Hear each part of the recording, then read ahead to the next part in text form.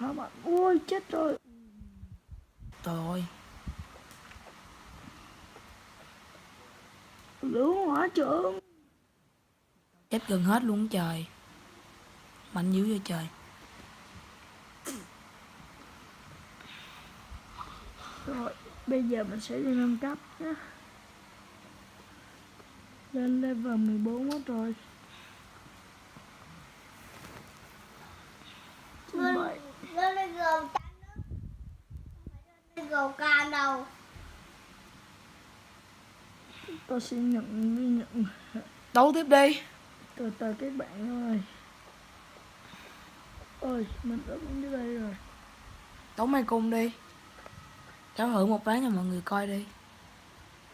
Anh Ben chưa cao mình coi đây. Vậy trời. Chứ mình dừng video quá, máy này nó yếu quá, bữa nào mình quay lại cho. Thôi bye bye mọi người nha.